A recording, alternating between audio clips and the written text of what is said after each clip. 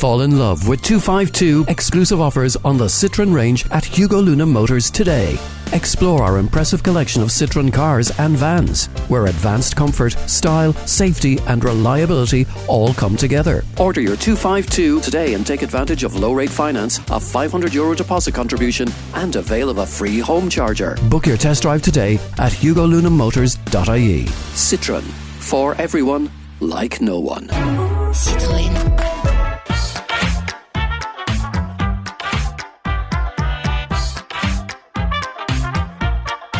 Welcome to Encore, your weekly arts and entertainment show on Midlands 103 with Zoe Ryan. As my stint covering Encore is nearing to an end, don't worry, you have me for a couple of more weeks yet. I've unintentionally put together quite a female empowerment show, if you will, for this evening with a lineup of strong female artists. I'll be chatting to the absolute powerhouse that is Offaly musician Tolü Makay about her newly released single, getting to know Dee Mulrooney, the performer behind the alter ego Growler, ahead of her upcoming performance in Westmeath, and discussing sculpting giant bunnies from crochet in Laois with Fibre artist Courtney Jean Murray. As always, if you know of anything coming up in the arts that you think should be featured on the show, drop me an email on encore@midlands103.com, or even if you'd just like to say hello, send me a message on the Midlands 103 text or WhatsApp line on 083 30 10 103. Irish-born but now Berlin-based artist Dee Mulrooney embodies the persona of Growler, and I quote, a 82-year-old drum-banging shamanic alchemist who transmutes women's pain through storytelling, song and spoken word. She's said to have a tongue like a lash and heart of gold. I'm joined now by the woman behind the alter ego to discuss her contribution to the Soft Surge exhibition running in the Loon Gallery in Athlone until September 7th. Dee, it's a collaborative exhibition in that yourself and other female artists from different artistic disciplines have come together to create a collection. Firstly, tell me about it and the themes that you've tried to convey in it. So I was invited by Aoife Banks, the curator, just over a year ago now, and the theme was dissidence and revolution and women's kind of relationship to textiles and how they use that in a kind of a soft way to protest and air their thoughts and their struggles, and how do we use this soft way of resistance. And what is your contribution to it? As I said, there's artists from different disciplines of different artistic backgrounds. Tell us about your contribution. Well, I am very connected myself to the mother and baby homes. My mother was pretty much rescued from being in one of those institutions when she was only 5 weeks old, when her own mother died. Right. So I've always had a very kind of profound connection to those stories. And when I heard about Tuam, that's kind of when the floodgates opened in terms of my using my art as a kind of response to that, or a place to be able to put my own shock and outrage and grief and horror hearing about that story. So it all came from there. And then my alter ego Growler is very soft, as you can see visually. She's a 85-year-old full body vulva puppet. And she uses, I use that form, her form, you know, the vulva form, which is an incredibly soft organ in the body, but it's extremely powerful. So for me, that's exactly what she embodies, you know. And I use that to kind of transmute the experience of being a woman walking this earth at this time and everything that happens to us. And for me, I came to a kind of not a boiling point, but when you just can't take anymore. And I felt like it was really the stories that I was hearing about what was happening to women was just really affecting me physically, and it was actually physically making me sick. So I decided then to try, and it wasn't really a conscious decision, but art then became like a receptacle for that, so that I was able to cope. I was able to put that somewhere, you know. And I used Growler then as the mouthpiece, essentially, to rant and rage and love and sing and tell stories, tell other women's stories, and to bring that voice in a way that's kind of, it's in a contained space. It's kind of theatrical, so people are taken on a journey with Growler, and the themes are incredibly hard and dark. But then there's also kind of a lift at the end of it, you know. And Growler is very much, it's a performance. That's your contribution to it. So kind of what's in situ throughout the entirety of the exhibition is a video of Growler performing.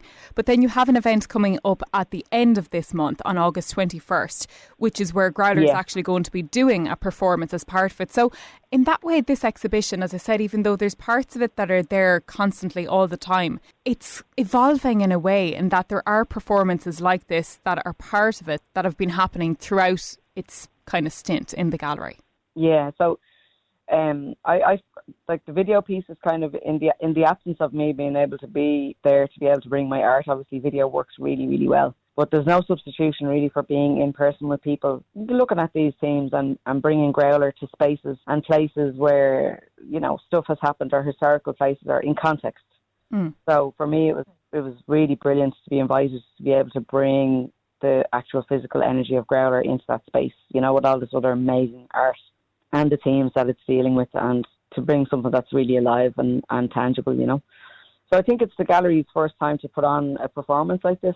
So it's really exciting. Yeah, I can't wait. And the piece is about 70 minutes long. Right. It has live music as well. It's accompanied by live music played by my brother and my sound engineer Aidan. He plays clarinet and stuff. So it's very much, it is a performance, but it's also quite interactive in a way.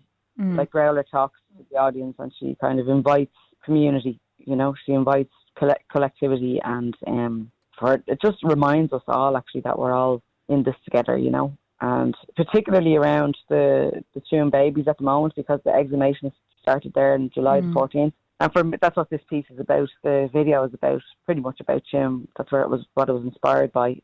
And I just feel like it's very, very potent at the moment what's happening there, because the exhumation, the babies are being taken out of that dark place. Their bones are being catalogued and analysed and classified, and it's also very cold and clinical. And there's something about that really, to me, with my art, I feel like my job as an artist is to kind of work on the energetics. And when I first heard about Tuam, I was just so devastated that I wanted immediately to take them out of that septic tank and put them into clean earth, you know. Not necessarily Catholic consecrated earth, but clean, sacred earth, to take them out of there. I just had this overwhelming urge to do that. So I created a lot of work around that. There's a lot of paintings about the babies being put somewhere else, you know. When the First Nations people then got their babies back from the homes in Canada, and I watched how they dealt with the bones. Like, they carried them in their arms, in their tribal blankets, and they brought them to clean earth and they put them in the earth. It was so stunning, and I just feel like that's not happening in Tuam. And I know that there's a forensic side to this and it has to be done properly and carefully, but like, there also needs to be ceremony and ritual, I feel, for these babies. There needs to be collective mourning. This is just one site. There's 18 of these sites around Ireland. There's an estimated 9,000 babies at least. These are the babies that we now are missing, you know. Their births were documented, but we don't know where they are. And I just feel like it's so important that we address this nationally, you know. So that's what my art is about. It's a kind of a call to that as well, and a remembering, banging my drum so that the baby can hear that we remember them. So that's what the piece is about. The title of the upcoming performance is The State of Her. Tell me about that name. So, you know, I'm sure everybody in Ireland, the state of her, you know, it's a thing. Like, who do you think you are? They believe the state of her. So it's about the betrayal of what happened to women when our state was partitioned, and women who were fought in the 1916 Rising, and, you know, who were like amazing dissidents and Republicans and stood right beside their brothers and their fathers and fought alongside and did everything that they could for the amazing proclamation that we had. And then the Constitution, the betrayal, the utter betrayal, and also De Valera then just giving over full control to the church for healthcare, maternity care and education. And it signed women's fate. You know, we were trapped then for decades and decades and decades. And we were, like, the Irish women were imprisoned en masse and threatened, and, you know, they died in these homes. Some of them never got out. They never saw the light of day again. They weren't allowed to speak to each other. I mean, it's just so intense. So for me, the piece is about, it's kind of a play on words, you know, the state of her. So it's, the state of her, the state that betrayed me, betrayed us, betrayed Manana Heron. So it's kind of taking that back a bit. You know, it's taken using it in a powerful way, you know. As you said, it's a play on a common phrase, the state of her, but there evidently is weight behind the words. Even the fact that you've mentioned state in it, there's layers behind the meaning. Yeah, totally. And that would also have been the thing, you know, the state of her. Like a lot of women that were just seen as too attractive, too good looking, or flirtatious or whatever, they were also locked up, you know, for their sexuality and their sensuality. And so, like, we do a good job in Ireland of keeping people in their place by using phrases like that. There's a lot of weight behind them, you know. As I said, the exhibition is a coming together of several female artists. You referred to them in a post online as Minawsome artists. Love the play on that word. But what was it like to work in a collaborative way with so many, as you say, inspiring female artists? Well, Rachel Fallon is a friend of mine, and Shirani Ball, I've deeply admired her work for age. She's incredible. She does all the embroidery, kind of knitted sculptures. So for me, it was just a total honour to be alongside women that I deeply admire, you know. We didn't actually, we didn't get together. We were invited, you know, because our work has a commonality. Yes. So, that was enough for me, you know, to have my name in the same sentence as artists that I profoundly admire was a total honour. So, yeah, I'm really looking forward to being in the space and seeing the video. And, yeah, I mean, it was kind of a quick turnaround, but it was a really amazing experience to be funded as well to make a piece of art like that and to see where it goes, to see what happens with it like that, you know, will it continue to have a life of its own now that it is in a very high quality video format, you know, because I hadn't done that before. A lot of my work is very guerrilla kind of DIY stuff. Okay. So that was just, it's a really big deal, you know. So you're going to be in the Midlands at the end of this month obviously to do the performance in person. Have you any plans for outside of doing the performance of what you're going to do whilst in the Midlands? I'm going to take a little tour around and hopefully find a holy well somewhere. Oh. Meet some friends. And we'll see. I'm sure there's plenty of them in the Midlands. Indeed. That's one of my favourite things to do when I'm in Ireland, is to go and say hello to the water. And I love the little grottos. I mean, you can see Growler kind of looks like a grotto herself, you know. She does, yes. And even though, you know, she's kind of like fringe and left of centre for sure, she loves all her iconography and all the kind of crazy mishmash of pagan and Catholic, and which is kind of what Ireland is in a way. You know, when you go to those grottos, there's elements of that still there, just the old ways and the pagan rituals mixed in. She loves all that, so definitely I'll go on a hunt for some holy wells. Tell me, when was it that Growler was formed, I suppose? When was it that you started performing as Growler? She was born on the 21st of June, summer solstice, in 2018 at a festival in Berlin that myself and a few friends and my husband had organised called CRA. It was an alternative Irish arts festival, and it was basically, the theme was to deal with kind of Irish displacement, how artists a lot of the time are forced into migrating, you know, from Ireland because of economics or whatever, you know, in order to be able to make their art. So it was about that, and Growler came out of that. And I did it. It was a once-off. It was meant to be a total once-off. It wasn't meant to be, because I wasn't a performer before that, you know. I'd never performed in my life. But I just, it kind of just evolved. And then during lockdown, I performed a few times then with Alison O'Reilly, the journalist who broke the Tune Baby story. She invited me to an exhibition called Stay With Me, where a bunch of artists got together for the mother and baby homes and had art on the themes. And I performed it there then. And then I kind of thought, this is definitely a thing. So it's constantly changing and evolving, and whatever's coming up in the world or my life gets woven into working with Growler, you know. Like, she's also, she does a bit of stand-up. She's an everything woman. She kind of is. She's the scorned, displaced, exiled woman who, the crazy, you know, bag lady feeding the pigeons, who has a wisdom though, you know. And she's a heart of gold. She's very, very kind, and everybody's welcome in Growler's Grotto. Dee, if anybody wants to find out more about yourself and the work that you do, any upcoming events, where can they find out more? Instagram and Facebook, and I have a website as well, Deirdre-Mulrooney.com, but Instagram is the best place. That's kind of like my gallery, at Growler Speaks, and I have all my show dates and stuff in there. Brilliant. Well, Dee, thank you so much for giving me your time today. It's been an absolute pleasure, and thank you so much. And thanks for having me. Delighted. Thanks, Zoe.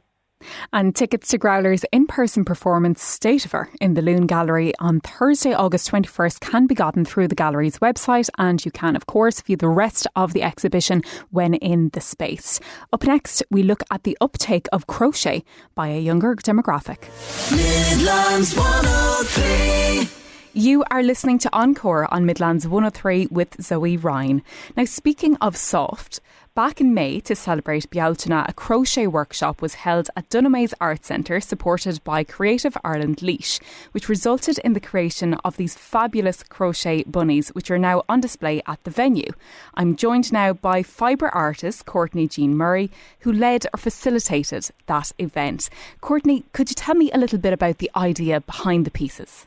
Yeah, so we wanted something really fun and playful to represent Bealtaine, because Bealtaine is a celebration of arts and creativity. So we decided to go with something fun like bunnies, and it's a little bit of an alliteration as well than Bealtaine bunnies. So I think it kind of came together quite well for us, and I think it was actually a great success. And what do the structures consist of? As I said, they're crochet, but is it a case of they're fully crochet, or is it a structure that's coated in crochet? Yeah, so the base of the bunny is actually made with plaster strips. So I think I gave myself and my partner arthritis in our lower backs because we were bent over for hours laying plaster strips on a mould, and then the two sides were joined together. So then it's actually a plaster base that we spray painted in different colours and put the crochet on top of it. So it's nice and sturdy, and then the crochet was just joined onto the bunnies themselves then. And the crochet squares, were they pieces that were done by the participants of that workshop back in May? Yeah, so the participants came in and we started with just learning the basics of, it was a free-form crochet method, so it's where you don't use a pattern. Okay. So the participants started off with just learning the basics, so increasing, decreasing, changing your colours and whatnot. Yeah. Then we moved on to creating shapes, so squares, triangles, rectangles, and then in the final few weeks they created the kind of circular, almost doily shapes that you see on the bunnies today. And some of the participants were more used to making pieces from patterns, so it can be quite daunting to go from a pattern to no pattern, but it was like a true representation of just being creative. So they created their own unique pieces, and they're what are on the bunnies that you see today. Crocheting was perhaps considered a bit of a dying art for a while, but experienced a bit of a renaissance then during COVID times, attracting maybe younger audiences than would typically take up the art form, which has lingered on. Would you say that's fair to say? Oh, 100%. Even for myself, like I dabbled in crochet, but during the lockdowns, that's when I really came into my own with crochet. It was like we were all sitting at home looking at the TV, staring at each other, and then the hook and yarn really, for myself, it was great for my mental health. It really kept me sane throughout COVID. And then we have the likes of TikTok and Instagram, which is really creating this popular buzz. So it's great to see young people taking it up, because it's great for your mental health, and you have a physical piece that you can gift somebody. It's more of a sustainable art form as well, so it's really becoming popular, and it's great to see that it's trendy, I suppose, because I remember when I first started, if you were sitting on a bus crocheting, somebody would give you a funny look, but now it's quite popular, which is absolutely fantastic. And I suppose crocheting structures like this isn't something new. This is something that has been done in contemporary international art for a long time, with the likes of, we'll say, Jeff Koons and other artists would have been doing it. So would you take inspiration for them for the structures in crochet? Because generally when people think of structure or crochet, they think of maybe the cardigans and the lovely big blankets and quilts, not so much structures. Yeah, so for this project we wanted something a little bit more 3D, and like that, Jeff Koon, and there's a lovely lady, Joanna Vasquez, I'm not sure if I'm pronouncing her name properly, but we took great inspiration from those type of artists, because it makes it more of a 3D art form rather than just a crochet wearable. So it's great to see the crochet coming into the art world. Even being put on a plinth in the foyer of a gallery is fantastic, because it kind of elevates crochet to an art form, because we only really see it as your blanket or your cardigan, which I do love making as well, I have to say. But it was nice to do something of a more 3D structure, like a sculptural, kind of brings it into the sculptural world. And I recently saw Dunamase sharing a video on their Instagram and social channels of the exhibition, and the bunnies look to be quite large. What scale are they? me in measurements now. They are quite large. I'm trying to think. I remember measuring it and it came up to my knee, and I'm 5'4". So, Okay. so whatever size. Yeah, they're quite substantial. So we thought, we have loads of crochet pieces to attach, but when you start to assemble it onto the bunnies, you realise, okay, we might need a few extra. So they actually are quite a substantial size. And the structures are going to be in place in Dunamaze Art Centre throughout the remainder of this month and into September. But what's their fate then after that? Is it a case of Dunamaze are going to hold on to them, or will you be giving them, and are you going to bring them somewhere? Yeah, I know the Dunamaze want to hold on to at least one of them, and maybe we could bring the bunnies on a little adventure around Ireland. That would be fantastic. They could go on a little tour, but they can be a reoccurring display as well if there's any Fibre events coming up in the Dunamaze. But we have a few things in the works for them, but I know the Dunamaze are going to hold on to one anyway. And tell me, what's next for you? I know that you've been involved in a number of workshops across the summer months. You obviously had that one back in May. You recently were involved in a craftathon for Samaritans, which was where people were encouraged to craft for a number of hours to raise money for charity. What's next on the cards for you? Have you any upcoming projects? Yeah, so I actually work as a crochet tutor with the LOETB, which is the Community Education Department. So I'll be back with them in September. It's a fantastic department that provides fully funded or partially funded courses for people who wish to return to education. Yes. So I'll be back with them in September, and I also have another arts and craft supply swap coming up in the Dunamaze in October. And I'll be in the Dublin Fibre Festival in October, so October will be a busy month for me. And then I have a few little exhibitions, hopefully, in the works as well. A few other things that aren't fully concrete, but there's a few things coming up. So lots going on. So it's lots going on. Busy. It's great to be busy. Fantastic. And as I said, those sculptures will remain on display in Dunamaze Art Centre throughout this month and in September, and they are free to visit during the Art Centre's opening hours. Courtney, thank you so much for joining me today and talking me through what is a really kind of playful and creative exhibition. Well, thank you for having me on. It was really, really great to talk to you. And you can view the rest of Courtney Jean's work on her social media channels at Courtney Jean Murray, including stunning cardigans, crop tops, dresses, even dog coats. And I only this evening saw she put up a bag.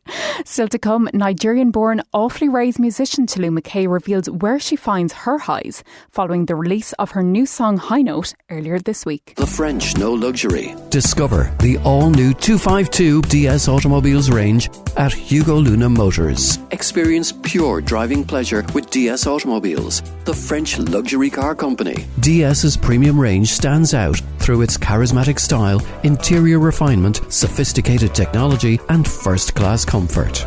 Book your test drive today and discover the magic of DS Automobiles at hugolunamotors.ie.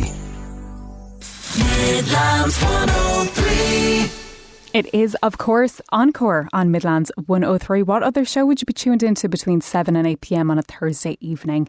Now for an interview that caused a bit of a stir in the studio earlier this week. A few members of the team were understandably starstruck by the beautiful presence that is singer-songwriter Tolü Makay.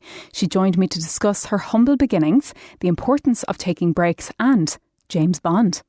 I'm joined now in studio by Tullamore artist Tolü Makay in the wake of the release of her new single. Tolü, thank you so much for chatting to me this evening. Thank you. I'm really excited to be here. You're one of the Midlands success stories now, but take me back to where it all began. What was your path to music? Where did your love of music start? I started music in, I suppose, singing in church when I was growing up, and I suppose that's where my love of like singing and performing came. And then I was doing a lot of like competitions around the Midlands here before I moved over to Galway and then Dublin. But I think my love for music has just always come from where I grew up and the spaces that I was in, which was like growing up in church. And then eventually it evolved into me trying to find my own voice and figure out what I enjoy and what I want to sing about and what I cared for and how I wanted to be heard and understood. So I think that's how I began with music being so involved in my life. Became the Fire was the first track released of your upcoming EP, which we can expect to have with us next month. But this week, you gave us Highnote. Tell me about that song and what inspired you to write it. So Highnote, Highnote, when I think about it, I actually can't really remember where it came from. Okay. But it was, like whenever I think of the song, I think a lot of people would probably think it's like very sensual, very, R&B, very like it's about someone that you love. But it's not. It's about when you're trying to find that like, how will I explain it? That euphoric moment when you're chasing something, either love, lust, whatever it may be, or that thing that gives you like a heightened state. Yeah. But really what you're trying to do is numb a feeling or just numb all your feelings in order to have this like experience.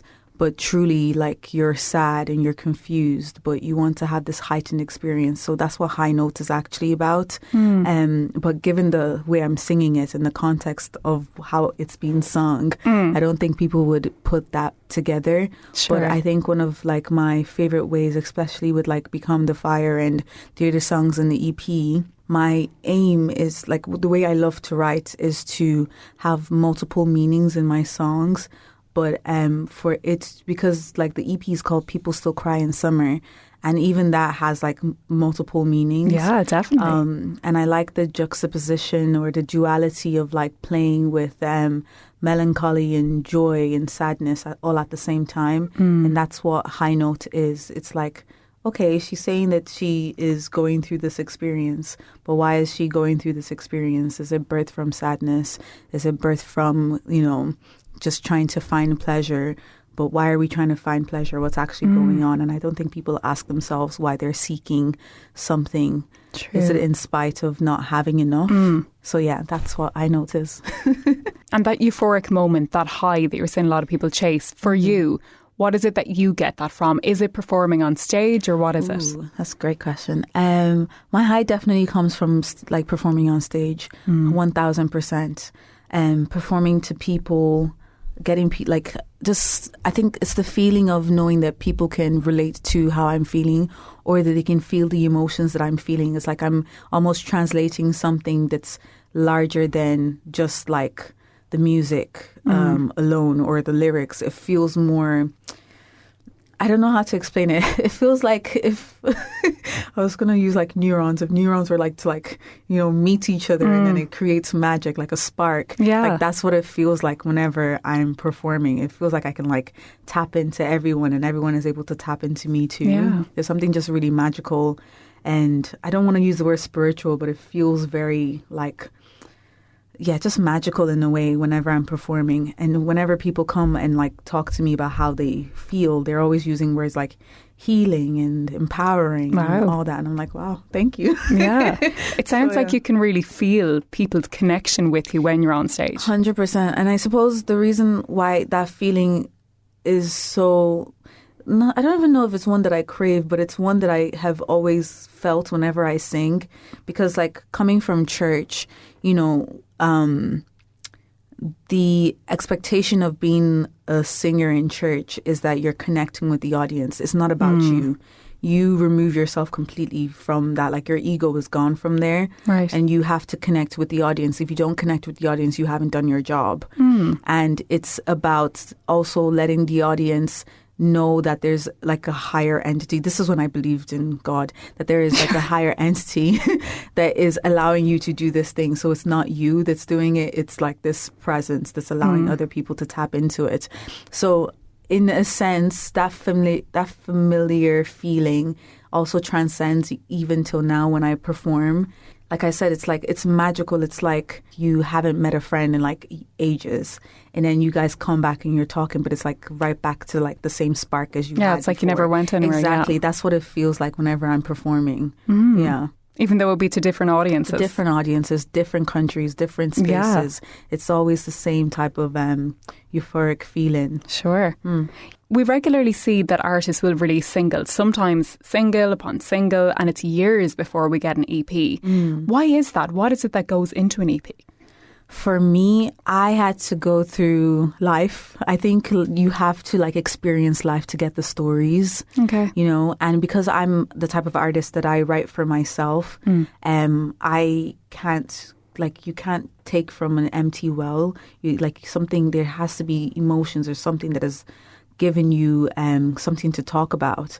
And, you know, for me specifically, like with this EP that I'm doing, I think the last single that I had released was in, I think, 2021. And then I had like a bit of a hiatus until 2024 because there was just a lot of things that I was dealing with in the back end of like, you know, music, relationships, just life, moving, trying to decide what it is that I'm doing, you know, and especially like when you get like a huge moment and you're in the spotlight and it gets really quick, very quickly. And the type of person that I am, I'm very introverted in a way that I need to kind of come back to myself to understand what it is that I'm doing. Yeah. So those like 2-3 years allowed me, because what I do is I just take loads of voice notes. Like that's the way I write, I'd say. Okay. So I had like over 700 voice notes that I then like broke down into like 50. And then out of those 50, I created like 10 songs that I really loved. Right. And some of them are in the EP. Some of them, I don't know what I'm going to do with them yet. But for me, I suppose those spaces, that time to live allows you to be like, okay, this was what was going on in that moment. And like I said, I'm the type of artist that kind of like writes about like my experiences, my emotions. And I suppose for me, it's more so to understand what I'm going through, because when I'm in it, I don't necessarily understand like what's actually going on. Yeah. And me singing or doing a voice note is almost like me writing like in a journal. It's almost for me to be like, okay, how am I actually feeling? And then it's down the line when I'm like putting it into a song that I'm like, oh, that makes so much sense. Yeah. Now that it's past, I feel more I feel ready to release those songs. And I suppose that's why this EP, People Still Cry in Summer, is so apt for that time. Something that I've learned from doing this show for the past few weeks, every week I'm interviewing different artists from different disciplines, whether it's painting, whether it's poetry, like yourself, songwriters, and every single one of you writing and doing your craft. It's a way of processing things. Yes, processing, that's the word. You're absolutely right. There was a screenwriter and actress. Her name is Makay Cole, and she's the one that did Chewing Gum. And I think it was just after 2020 and 2021, and she made a post and she said something along the lines of, as a creative, it's okay for you to take time away. It's okay for you to log off so that you can like process what it is that you're doing. I'm paraphrasing, by the way. Yeah. But that really gave me a lot of courage to be like, it's okay to just, you don't have to be releasing all the time. Like if you need to take time and you feel like, okay, what I'm doing right now, I don't know if I feel like if I understand what I'm doing, it's okay to take that time and like process it and then come back when you feel your strongest or when you feel ready. Yeah. Like imagine like a really successful business, but you're everything for that company. And like, I don't think people understand the mental stress, the exhaustion you feel, but because if this becomes your, you know, your 9 to 5, your daily life, then every single thing that you do in your life gets not swallowed, but like your music and the business encompasses everything that has to do with who you are. Yeah. And like your mental health, this is also another thing that I advocate for. Your mental health is so important because yes, you want to do really well, but you also need to find time and you need to find the balance of, okay, I need to just take care of myself and just go away for a little bit. And that's why you sometimes see artists that are probably at their top of the game that need to kind of just take a bit of a hiatus so that they can come back and perform at their best selves. Because going constantly and again and again and again and again and again, it's not good for anyone. That's why I was quoting Makay Cole earlier, like it's okay to go off a little bit and take that time, because I think for me, sometimes I feel guilty for resting, which is like, why should you feel guilty for resting? You need to rest. Everyone needs to rest. Anything that is living needs to rest so that you can come back and like be at your fullest self again. Yeah. But it's something we've been seeing for years is, as you said, artists taking that break away, and that it's obviously not an easy decision to make, especially when they're at the top of their game, to say, I'm going to step away from all this. It's a lot for someone to recognise they need that space. And I think a very high profile one that we would have seen in recent times was Laois Capaldi. Yeah. And he's after coming back now, and it's, as you said, it's like a friend's gone away and come back. It's like he never left. I'm so proud of him. Like knowing that you need to take that step back a little bit and also just live and enjoy yourself, but also not judge yourself or make yourself feel guilty for doing that. is probably the kindest thing you can do for yourself, because obviously sometimes you may feel like you're disappointing the people, like the fans. They want to like see you and go to this thing, but if you can't even show up for yourself, like you can't show up for them, you know? So like for Lewis Capaldi doing that, honestly, is so brave. And I honestly, like, kudos to him. But I think it also gives a lot of artists the incentive of knowing that it's okay to take care of yourself. And when you come back, there will still be people that support you. You're not going to come back to it just being like a dry desert and there was nothing and you have to start and they've moved all over, on. you know? Yeah. People will still be there for you. People that care for you will always still be there for you. So yeah, I think that was like really brave of Lewis to do. So you've done your hiatus. You're back now. Yes. You're playing in Lee's Bar in Tullamore at the end of this month, August 23rd, alongside other local artists like Cirque Fahy and Olivia Burke. Is it a humbling experience to come back and play at a small local venue like that? Because, as you said, you have played bigger stages internationally, both at home and abroad. So is it a humbling experience? I don't know. When people say humbling, I'm often like, is this a good thing or a bad thing? But like, I don't, like, again, I am the type of artist that, like, if I'm literally singing to one person, I will sing like it's the last song I will ever sing. Like, that's just how passionate I am with like performing. I think it's something that's, I don't know how to explain it.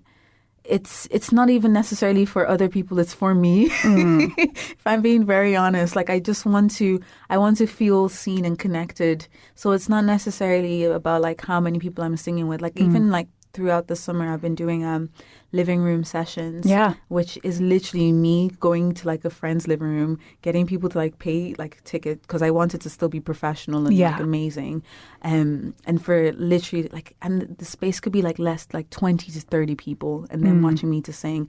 Like I don't mind the skill of what I'm doing, or because like again, I've sang with orchestras, then I've sang with quartets, then I've sang at like the John F. Kennedy Center in Washington. Like that's crazy. So, and like the thing is, if I was to be like, oh, I have to come back to this humbling experience, then that feels like I'm never gonna grow. You know, I feel like if you're just like, I just want to keep doing this one thing, you don't understand you may not know how to connect with different audiences in different spaces. And I find what Ireland has gifted me with is knowing how to connect with an audience no matter where I am. And I suppose that translates whether it be on the radio, on TV, singing to a broomstick, singing to my phone, or literally singing to like 1,000 or 20,000 people. Yeah, it's trying to build that same persona across the different audiences. 100%.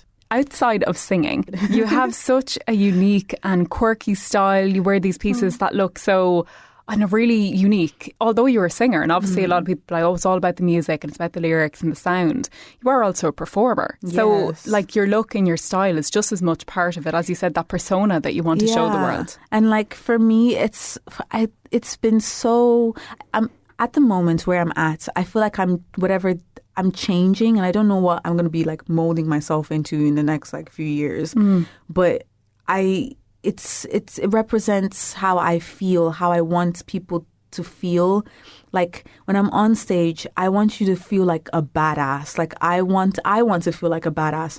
I want you to know that you're in charge of your life. You can make the decisions. Like I want you to feel like you can be sexy. Like you can get whatever it is that you want to do. Like I want you to feel so much power and confidence. And I feel like how I show up has to exude that as well. Yeah. And that's how I kind of want to keep elevating my looks. Like even down to like my hair, how I put it up. Like I wanted to be bold. I wanted to really just I don't know, just make you be like, yeah, okay, you can do that. Like you don't have to wait to like become a star for you to like just do the things that you feel like you want to do. Like I think that's what my message is. Because I'm a girl that grew up in Tullamore.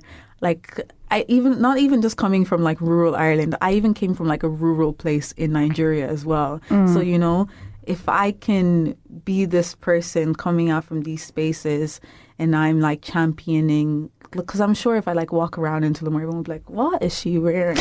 But like that's not the point. It's about how you feel and how how you show up for yourself makes you feel. That's what's important. I'm a big fan of fake it till you make it, and like that, dressing for the job you want, not the job you have, because, you know, there's people who are really into that they'd say about, you know, what you put out into the world is going to come back, you know, manifesting things. So there's definitely something in that about, as you said, if you dress confidently, you're emanating it out into the world, one for yourself, but also, as you say, the people you encounter will see it and feel it. Yeah, 100%. Like I'm always in between, like sometimes looking like I probably don't have a house that I'm staying in, or I look like, oh my gosh, like what fashion show are you going to? And one thing that I've noticed, because like, again, like the past 2-3 years where things were getting a bit like tricky and me trying to figure out who I am and music, business side of things and all these kind of stuff, it was quite difficult mentally and quite draining. And I found myself kind of going through this space where I just didn't feel enough. I didn't feel like I could show up as who I'd like to. So I saw that slowly in my appearance, you know. And it's now that I'm like, okay, now I understand what people mean by fake it till you make it. Like it's so important that even if when you feel like you're in a rut, that you still show up for yourself for tomorrow, how you want to see yourself, how you want to see yourself evolve, and, you know, how you want people to look at you. And I think before I would definitely be like, just show up as you are, or however you want to show up. But I think what that actually means is, like, let's say you have like your future self that you could see.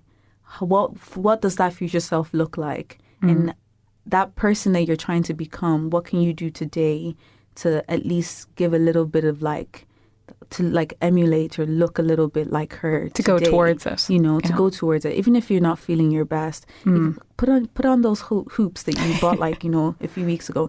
And like, these are things that I say to myself, because I was in that rut. Sometimes I feel like I still am, but I'm constantly like looking at like, okay, I'm not going to be in this space forever. And I do still see where I'd like to get to and who I'd like to become. And if that's something I'm seeing so clearly, what can I do now to still push a little bit to get to where I need to be? And if that means just like putting on a hoop, putting your hair up, doing a little bit of makeup today, and just stepping out feeling a little bit confident, then you're on the right path. You are an extremely ambitious person. And something you have stated as a goal of yours is to be on a track of a James Bond theme song. Absolutely. Yes. What was it? I was listening to, I love Celeste. There's an artist in UK. Her name is Celeste. She's amazing. And in my head, I definitely think she's probably going to be getting the next James Bond theme song. Or even like Ray, for example. But I remember it was a Skyfall that I was watching, and it was Adele that was doing that soundtrack. And then the next one was Billie Eilish. And I started realizing, okay, well, you have to be like at the top of the top of the top to be considered, to be even considered. So let's actually just start here and figure out how we'll keep getting better. I still like, the thing is, I want to be allowed to be able to express and dream as big as I possibly can. And, you know, I think I never realized that people thought being ambitious was like a bad thing either. But I never, in my head and how I grew up, it's a thing of like, I feel like it's an admiration of how you see yourself, like where you want to go, who you want to become. Like, it's good to have dreams, to know where it is that, to kind of just have goals and to like build yourself however it is that you think you could get to. So with me being ambitious, it's more so for me to not settle, for me to remind myself where I, like all the stuff that I've achieved. And if I've been able to achieve that, then there's more to come, you know. Yeah. Tolü, thank you so much for coming in to me today. It's been a very humbling experience for me, and I'm taking it as a positive thing to have someone like yourself, who is considered definitely in the Midlands at least to be this big star, to come in and be so kind and so, I don't know, just honest as you have been today. Thank you so much. Thank you. Hopefully my honesty will help me get to where I need to get to. But I really appreciate that. I'm humbly. I appreciate it so much. No problem. Thank you again. Thank you for having me. Some real pearls of wisdom and food for thought there from Tolü. I honestly cannot describe how lovely she was and what an honour it was to interview her. I know I said some of the team were enchanted by her, but I left our conversation feeling very inspired and empowered, something, as we heard there, Tolü aims to do through her work and music. So, mission accomplished. Stay tuned, because after this we have the honour of hearing the new song. Midlands 103. That was Highnote, the latest track from Tolü Makay's EP, which is set to be released next month. But in the meantime, you can listen to her new single and other work on YouTube, Spotify, Deezer, wherever you get your music. And on that note, if you ever want to listen back to any of the encore shows, you can do so under the podcast section on the Midlands 103 website, on Apple Podcasts or on Spotify. That's all from me tonight, but join me next week as artist David Fox brings us on a guided tour through his Marshlands exhibition currently in situ at Esker Arts. Up next, you have the best in Irish and American country music on Country Roads, right up until 10 p.m. Until next week, good night.